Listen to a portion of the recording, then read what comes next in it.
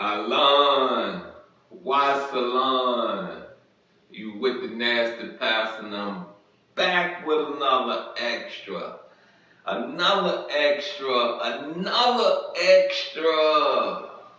Peep this out, the intro should tell you this has taken a twist, this has taken a turn into the Kemetic culture. Yes, the extras that you will be viewing right now will be of the Kemetic culture, the ancient Egyptian culture, will come from the African culture.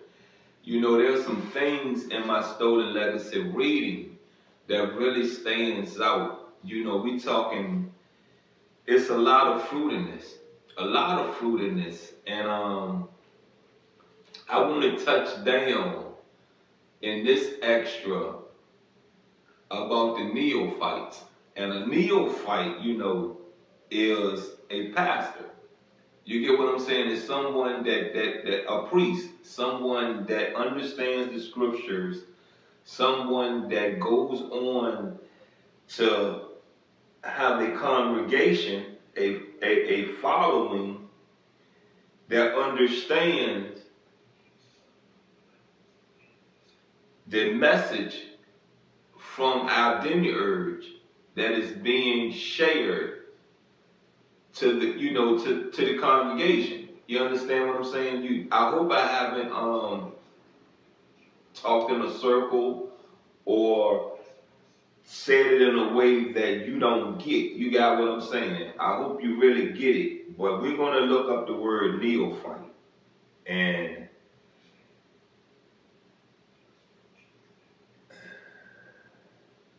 a person who is new to a subject, skill, or belief. Now we're going to get into neophyte definition.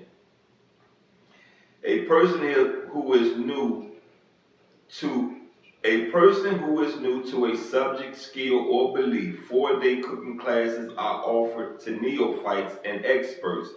Now, dissimilar, a new convert to a religion, a novice in a religious order, or a newly ordained priest. You understand me? You get it? You get all these meanings they give you at a neophyte. And the particular part that we're getting into, we're talking to you priests. Because somewhere along the way you have lost your way. A lot of you have lost your way. And to be honest with you, I'm going to take it deep, because like I said, all of us have a testimony. All of us are able to minister. You get me? All of us are able to minister. So we all are messengers of whom we pray to, because we all have a life that we're walking through of trials and tribulations, struggles, happiness. You get what I'm saying? We all have that going on in our life. We all have a message. We all have an understanding. So I'm going to break this down to a more larger form and take it just not on priests, but I'm going to take it on mankind. You feel what I'm saying? There's some things in the 10 fetters I struggle with. There's some things in the 10 fetters I struggle with. There's one mainly I struggle with, and we're really going to get into that one. You got what I'm saying when we get to it. But today's extra is going to be on controlling your thoughts. You understand what I'm saying? Controlling his thoughts. Now, I don't know if you caught that particular reading. I don't know if you even understood that particular reading when I spoke to you and I said, you know what I mean? It's a sin to think evil. You get what I'm saying? It's a sin to think evil. I have to catch myself sometimes. I do. I have to catch myself sometimes, because I sit there and I think about killing people. I sit there sometimes, I think about doing the most devilish acts, and I have to cut it off. I have to realize, you know what I mean, you're sinning. That is what you're doing, you're sinning. You understand what I'm saying? And I'm gonna go a little bit more deeper. There are some people that sit around and think about how they're gonna um how to put this, how to say this, because you know I look at a lot of movies. You understand what I'm saying? I look at a lot of movies. But there are people that sit around and think about how they're gonna take your woman from you.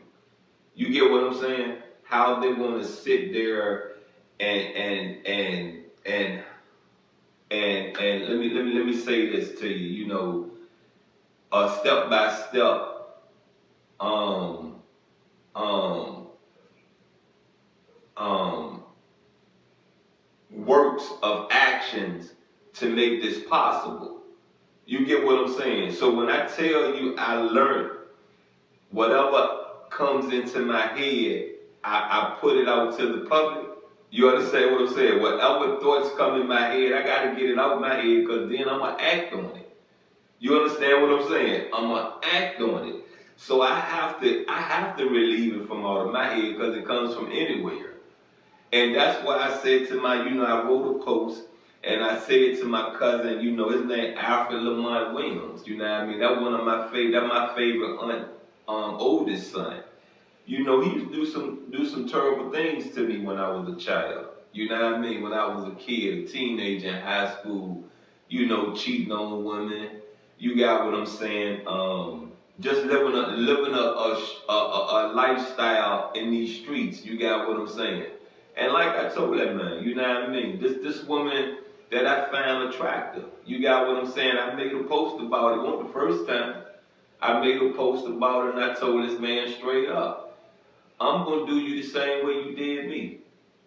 You understand? If I see you with her, I don't even care if you're married with her. If I see you with her, I'm going to holler in front of your face.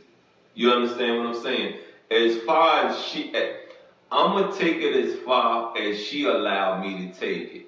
I don't care if he speak up. I really don't. I'm going to show him that what you done to me long time ago, this is what I'm going to do to you. So your best bet, even if I'm wrong with her being his wife, her being his woman, and it's not her and it's somebody else, look, tell your woman speak up. You give me Alfred Lamont Williams. If you're looking at this, if you're viewing this, you better get your woman to speak up. You get it? Or you better get your apologies together whenever we see each other face to face. You know how I feel about you. You get me? I'm not saying I'm right. I'm not saying I'm wrong. But what I'm going to do is not be a hypocrite and explain to you the 10 fetters that we are to follow. These are like the 10 commandments. You get what I'm saying? I have a message. I have a point I'm going to prove to everyone that has ever hurt me in my life. You get me? There are things that came about because of his actions that probably wouldn't have never came about if he wasn't the way he was. So once again, this was another, how to put it, this was another test upon me placed in my home, in my life, from a family member. And then the world asks why I don't deal with these people. Then the world asks what is wrong with me. Then the world asks why you don't let things go. Because see, there's something that came out of me that may not have came out of me if he wasn't there. If he didn't see the things that I was doing. If he wasn't someone that run back and open their mouth and talk about things. You understand what I'm saying? And the only explanation he could give me, I liked her. That's the only explanation. I liked her. So if you didn't like her, you wouldn't have never told her the things you told her, right? Cool. Kudos. I say this to you once again, you know what I mean? Keep your business to yourself. Start looking around at who's around you before you make any actions or before you speak. Because see, everyone's not for you. You will find out in your travels, your mother's not. Sometimes your mother not even in your corner. Your mother is against you. Your dad against you. Your brother is against you. You understand? You get what I'm saying? There are things that people provoke, and yes, it's a test. Yes, they're not responsible for your actions, but don't they add the fuel to that fire? I rest my case. And I say this to you once again, you got what I'm saying? Let's continue to work on our virtues. This particular virtue that we are talking about is control your thoughts. You get what I'm saying? Control them. Figure out how to move on from any evil thinking. You get what I'm saying? Shut it down.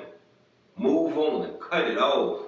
There are some things that I have proved. You understand what I'm saying? I have proved. You get what I'm saying? I shut it down in a minute. Let me move on from that before I pull myself back into that.